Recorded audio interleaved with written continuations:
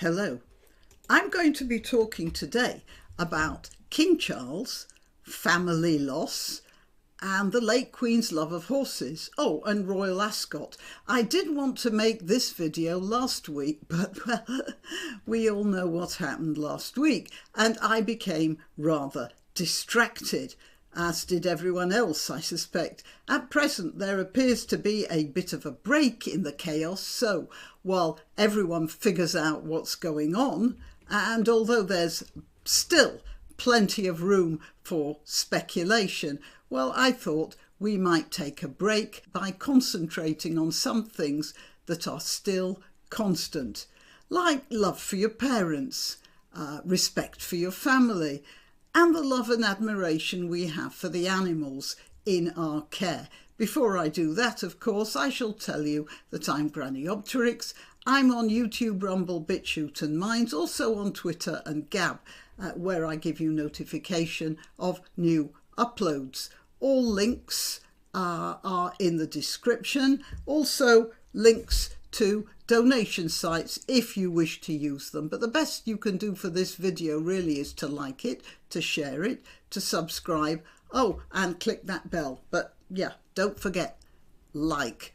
Okay, so Royal Ascot is a week-long horse racing event held in June, and this year it ran from the 20th to the 24th. The Queen attended every one since her coronation, with a couple of exceptions. There was no racing in 2020, of course, because of the sickness that shall not be named. And although she attended in 2021, she missed the last day. Her late Majesty is looking somewhat frail here, isn't she? When she was younger, she even went round the course on several occasions before the races started. Here are a couple of pictures of her, and this picture is from a Facebook posting wishing Queen Elizabeth a happy 96th birthday, and noting that she had her first riding lesson when she was 3 years old and was presented with her first pony, a Shetland mare, by her grandfather King George V on her 4th birthday. So she was around horses for so much of her life, I doubt she even remembered a time before.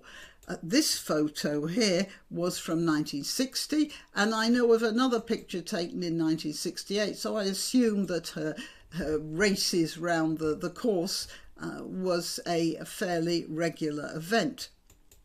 Now, I was particularly touched by this portrait by an artist called Paul Benny. A few years ago, I was on a visit to Newmarket and went to the Jockey Club Museum there, had a look round, and I saw this portrait.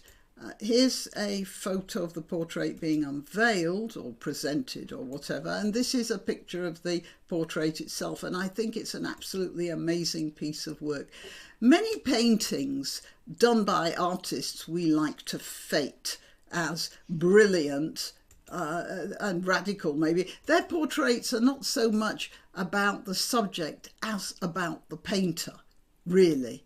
You get the painter's view of the world or of the subject and his or her thrusts at being radical or something. But this portrait is all about the Queen. Just look at her face. You can see so much. Her affection for the horse, of course, is there, and also her regret at the recognition that she'll never ride a horse like that again. It's a gorgeous picture, and if you ever get a chance to go to Newmarket, you really shouldn't miss a trip to the Jockey Club.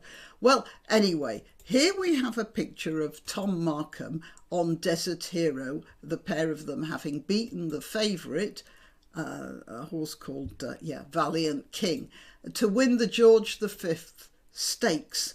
Desert Hero was bred by the late Queen and was passed on and is now owned by her son. So it's a sort of continuation in a way. And you can see that during the race, both Queen Camilla and the King are much engaged by what's going on the racecourse. But I was particularly touched by this photo of King Charles, which was taken when Desert Hero won the race. And I'm pretty sure I know what was going on here, as everyone who's lost a close friend or family member will attest. After the initial grief and you get on with your life, you may think you've got over it. It may have gone completely out of your mind. You're fine, you think.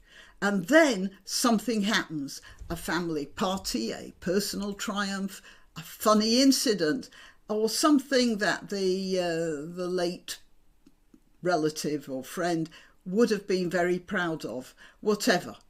It's something you'd like to share, and it suddenly hits you. They're not there anymore. Yep. Even kings are human. Till next time. Why not treat yourself or a favoured relative or friend to these magnificent examples of merch? The mugs and t-shirts come in the granniopteryx design or Granbo with a firearm or the more deadly knitting needles. Go to www.granniopteryx.com and whatever platform you're watching this on, please click like, subscribe and share.